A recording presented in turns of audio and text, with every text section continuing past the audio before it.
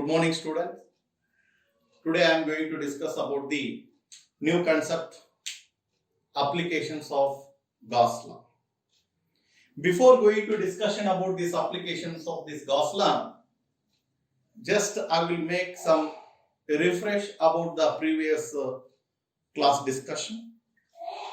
So far, in the previous class that I have been discussion about the Gauss theorem.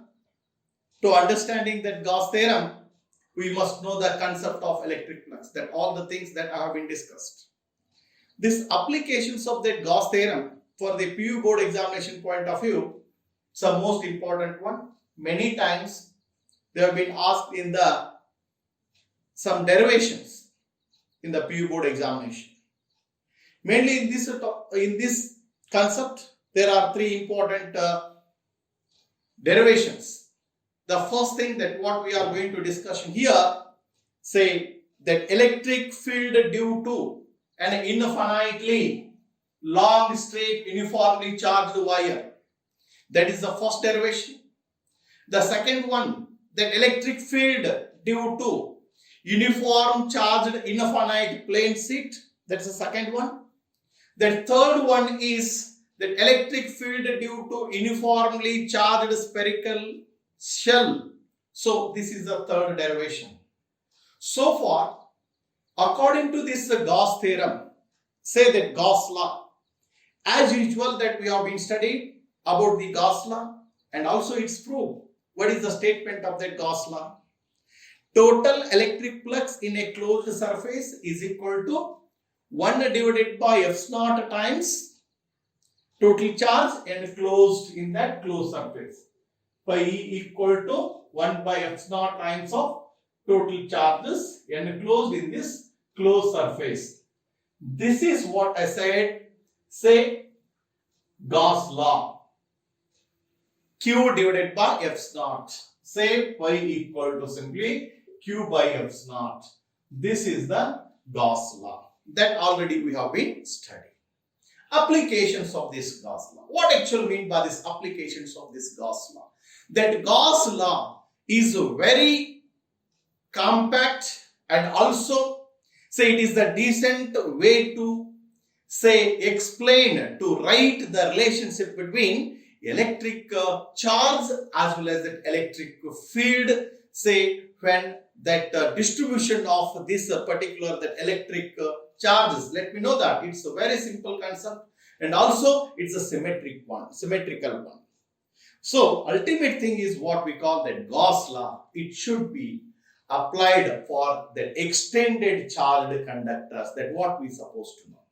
See the Coulomb's law explained by taking the point charges. There also that we have been studied about the say what we supposed to know. Say point charges separated by certain distance. Then later electric field concept that we have been discussed. The relationship between electric field as well as the charge concept also.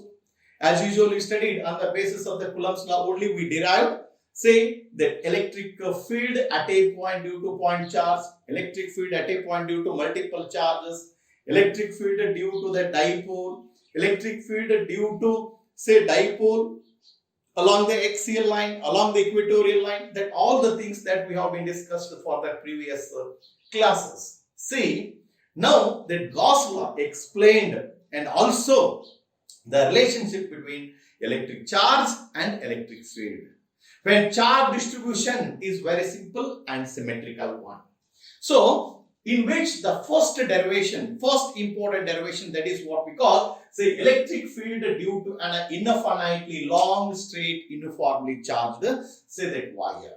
In this case, what happens? Let us consider, say what we call, let's say uniformly charged, say wire.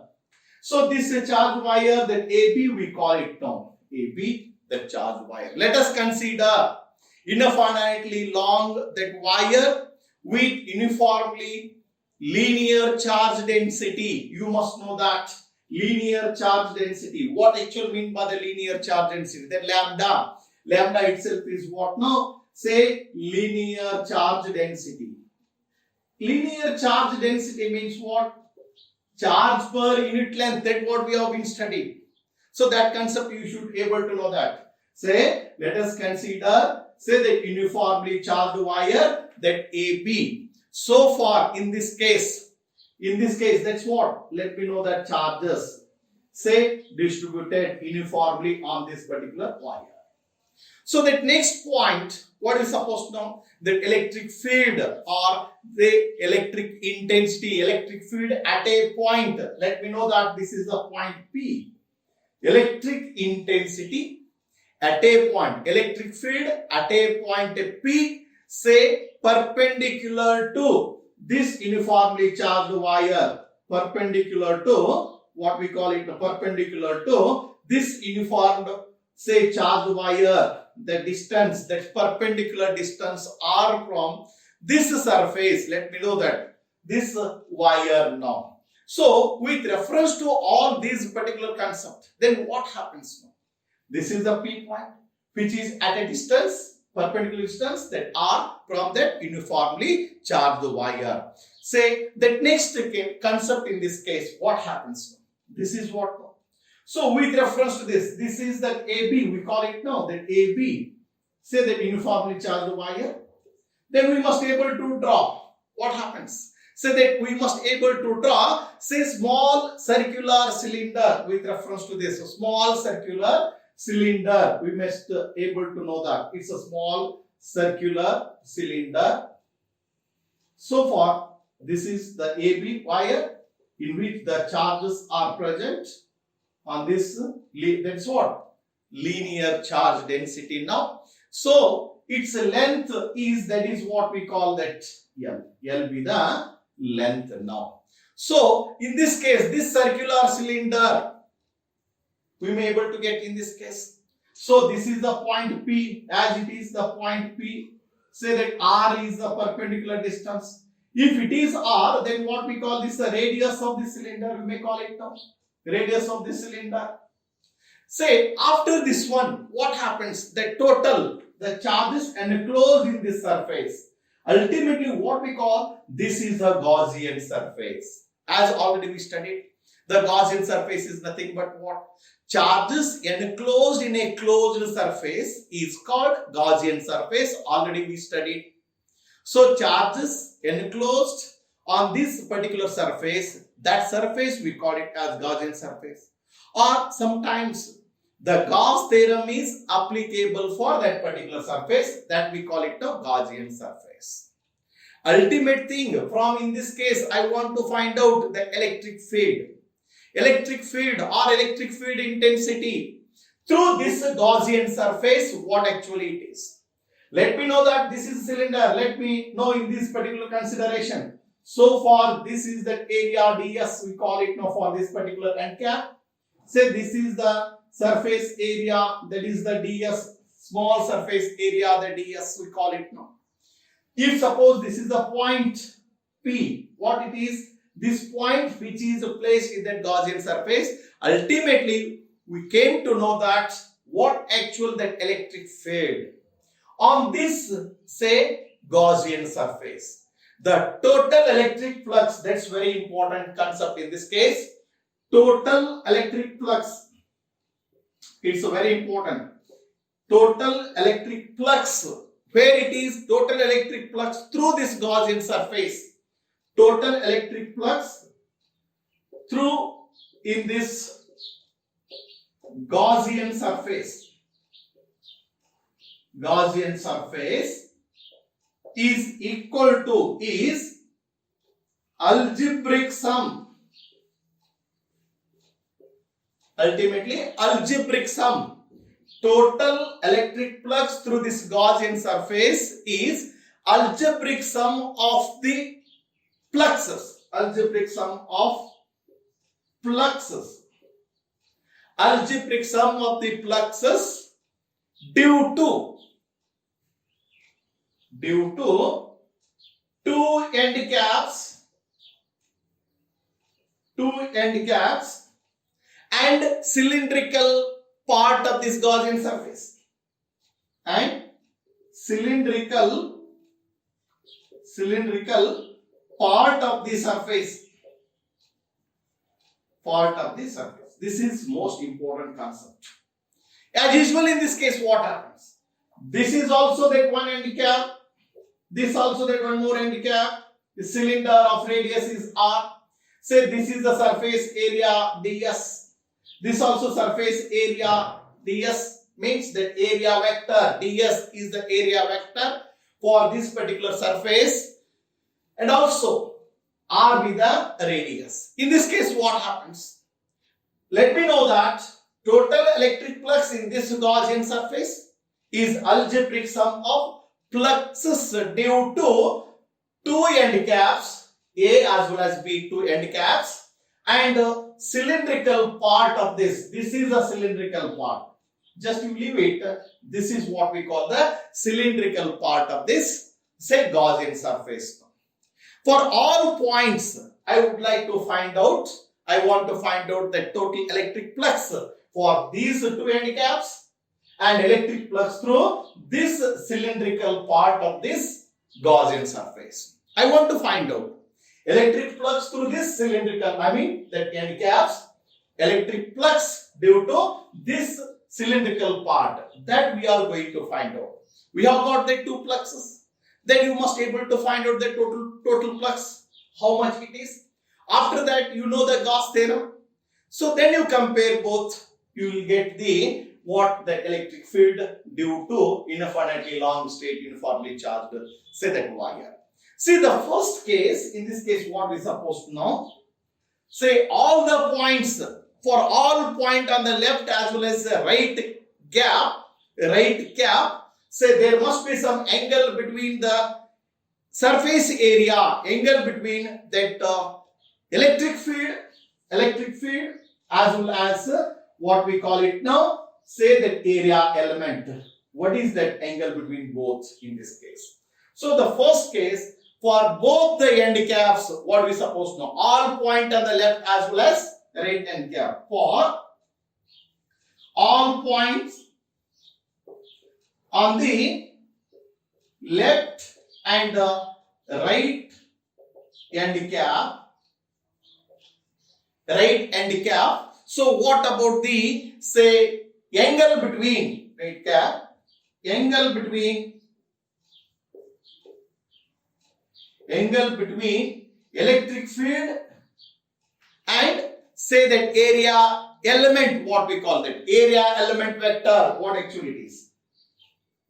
Area element vector is, how much it is? 90 degree. This angle is 90 degree. In both the cases, this is the electric field and yes, this should be that 90 degree. I want to find out that electric flux here. Therefore, the electric flux through this handicap is, therefore, electric flux through this handicap pi E1 equal to, electric flux concept, you know that, what happens now? Summation of E into ds cos theta, E into ds cos theta, or surface integral of E into ds cos theta. You know that. But in this case, the theta equal to how much? Theta equal to 90 degree. Yes, in this case, theta equal to 90 degree. Cos 90 is ultimately 0. Total electric flux pi E, where it is? In the both the handicaps. Total electric flux through this both handicaps, that should be equal to what now? Cos 90 is 0. So far, pi E1 is 0. This is what now? Electric flux through both the handicaps, we have got this much. So apart from this, say that one more concept in this case, let me know that, say particularly electric flux through this cylindrical part of this Gaussian surface. Let me know that in the second part, say magnitude of electric flux through this cylindrical part of this Gaussian surface now. So magnitude of this electric field, say magnitude of electric field and particular, say every point on this cylindrical part of this surface. In this case, what we supposed to know? Say magnitude of electric field E on the cylindrical part of the surface, it should be the same. Magnitude of electric field on the cylindrical part. On the cylindrical part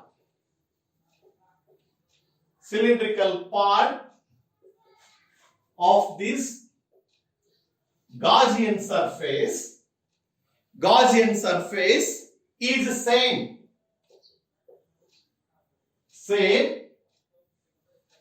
is always the same in this case. So far, what actually happens now?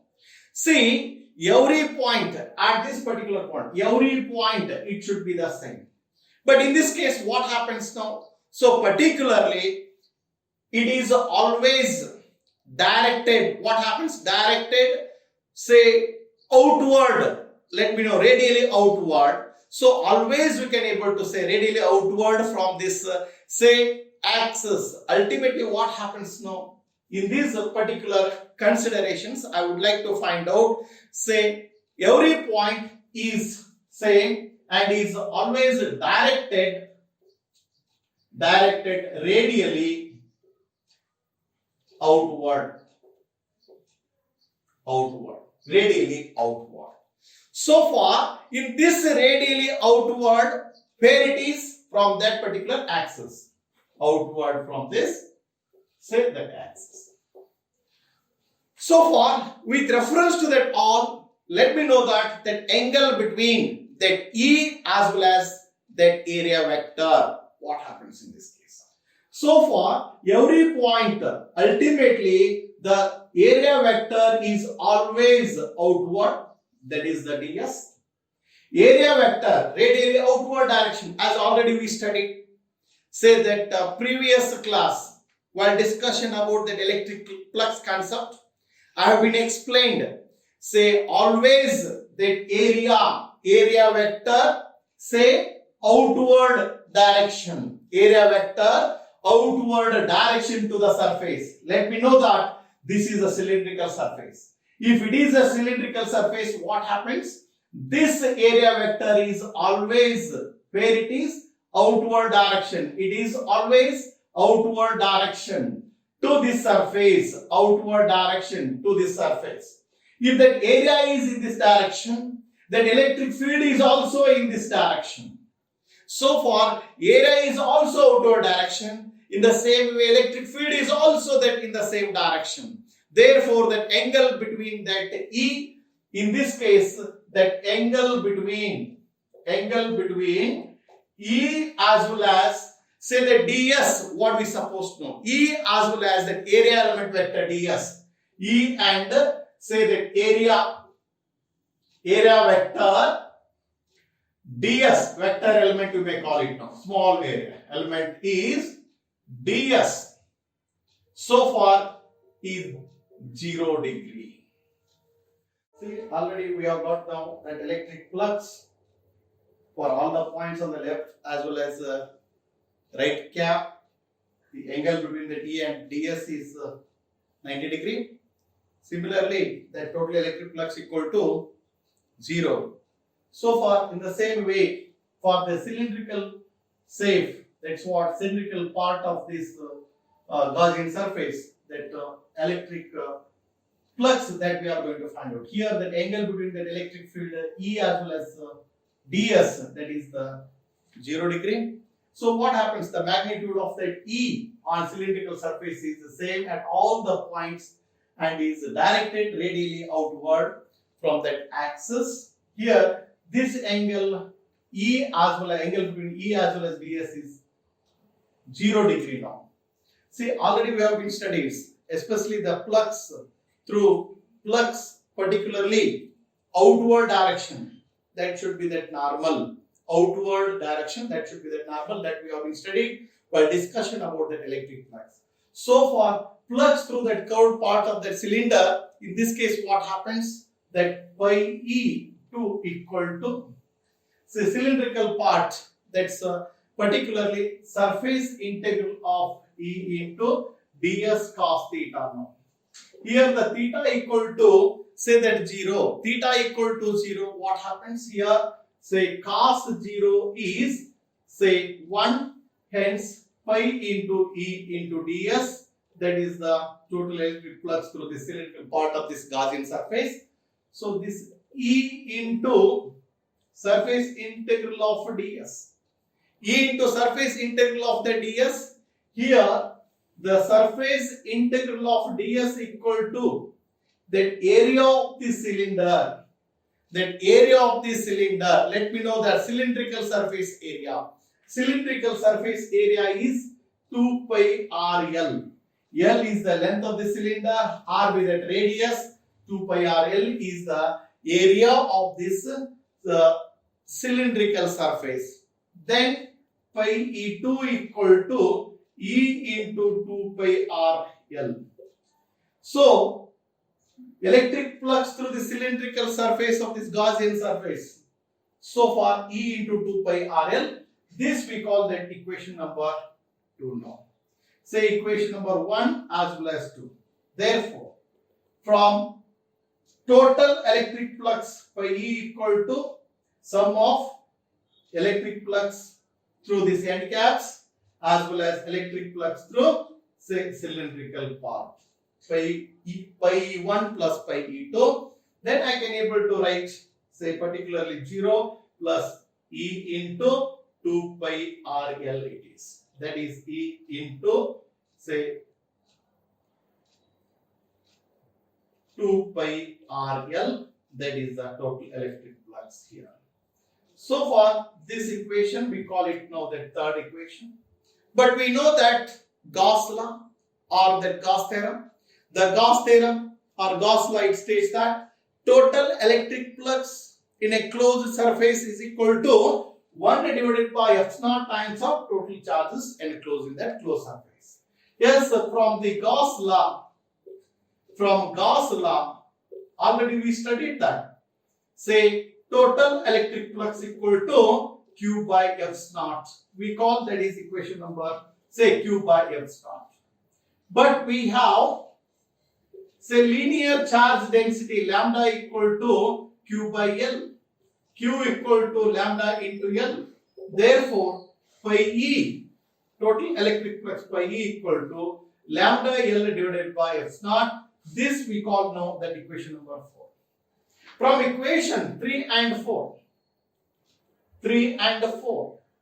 then E into 2 pi RL equal to lambda L divided by F naught, L will get cancelled.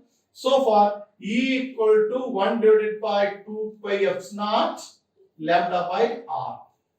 See, this is that electric field.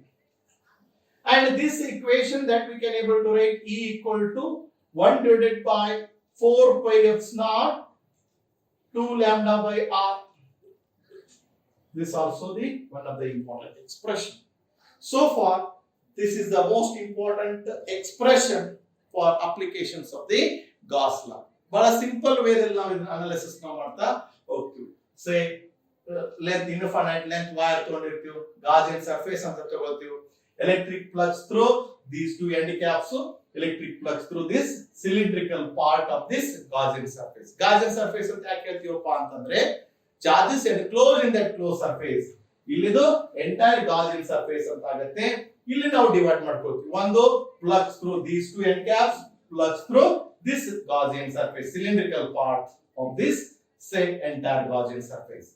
Electric flux through these two end caps, that's theta equal to 90. Means what? Theta is angle between say area vector element and electric field. That is the theta equal to 90. Hence flux through this say particular surface, that should be 0. So in both end caps is 0. Flux through the cylindrical part, that should be some value. How much it is? E into 2 pi RL. Pi E2 equal to E into 2 pi RL. ಆಮೇಲೆ ಏನಪ್ಪ ಅಂದ್ರೆ ನಮಗೆ ಗೊತ್ತು total electric flux in this Gaussian surface, that should be equal to what? Algebraic sum of electric flux through this end caps, electric flux through this cylindrical part of this say Gaussian surface. That's what? Pi E1 plus pi E2. Substitute ಮಾಡಿದಾಗ pi E equal to E into 2 pi RL ಅಂತ ಆಗುತ್ತೆ. 2 pi RL ಏನು? Say surface area of this cylindrical surface area ಅಂತ ನಾವು ಹೇಳ್ತೀವಿ. So far particularly we have got pi equal to E into 2 pi RL ಅಂತ ಆಯ್ತು. Then Gauss law ನಮಗೆ ಗೊತ್ತು. Gauss law pi equal to Q by F naught. Then charge density, linear charge density, lambda equal to Q by L. Just substitute ಮಾಡಿ. Then we have got that particular equation E equal to 1/2 pi F naught lambda by R. E equal to 1/4 pi F naught 2 lambda by R. This is most important expression. Even also in the board examination for the 5 marks question, they may be able to ask, say 5 marks. Many times they have been asked it for the board examination. 3 to 4 times this derivation they have been asked in the board examination. And also for NEET as well as CET, some all competitive examinations also they have been asked only for that expression. So far, this is one of the important expression for applications of the Gauss theorem. The last one, the derivation that electric field due to an infinitely long straight uniformly charged wire, that derivation that we have been derived. The next concept is electric field due to uniformly charged infinite plane sheet. So this one also they may be able to ask in the examination for the 5 marks question. In the PU board, that's a 5 marks question. They may be able to ask.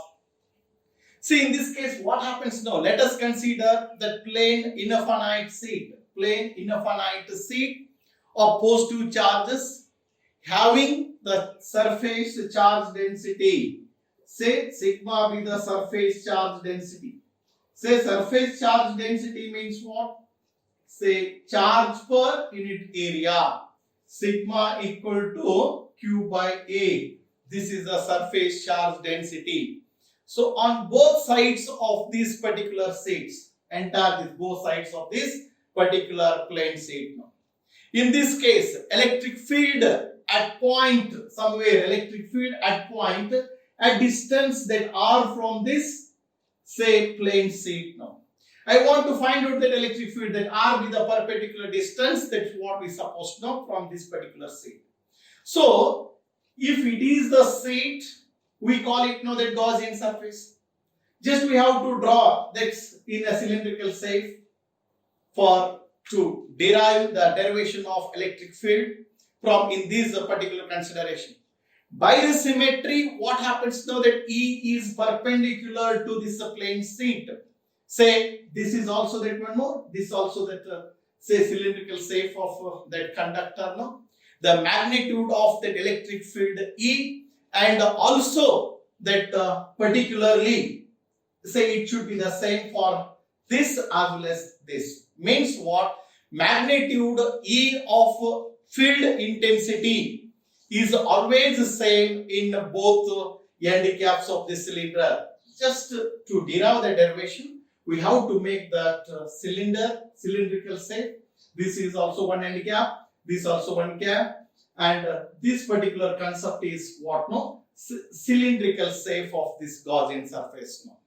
As usual, again we must able to get total electric flux, say through this Gaussian surface is always equal to algebraic sum of flux due to that cylindrical part and flux due to end caps of this Gaussian surface. Exactly the previous derivation that what we have been derived, exactly the same way. In this case also what we supposed to know, the total electric flux passing through this Gaussian surface.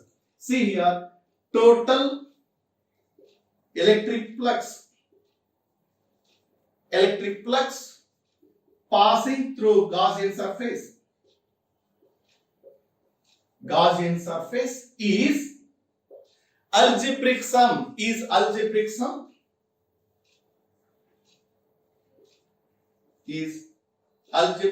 of first one. That's what? Say flux due to cylindrical part,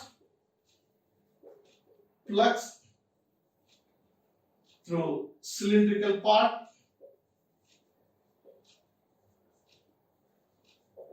and the second one, that is what we supposed to know, flux due to two end caps of this Gaussian surface. Flux, say due to, that's what we call flux due to two end caps two end caps of this Gaussian surface. This is the most important one that we are going to find out. The first case, say ultimately first one that what we supposed to know, say on the cylindrical part of this Gaussian surface that electric field E as well as say that the area element vector, what actually it is. The first thing, that's what flux through this cylindrical part, in which that's what flux through cylindrical part of this Gaussian surface is pi E1. Pi E1 is always equal to, in this case, summation of E into ds cos theta. Summation of E into ds cos theta or surface integral of E into cos theta.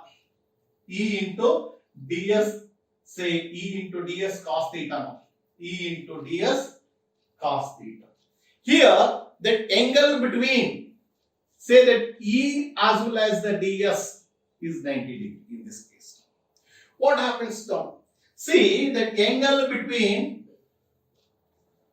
E and ds is say 90 degree. Let me take this is what. Because in cylindrical part it is an outward area and it is in this particular direction, that's electric field, that should be that 90. So for that cos 90 equal to 0, hence pi E1 equal to 0. Electric flux through this cylindrical part of this Gaussian surface is 0. The next one is at the end cap.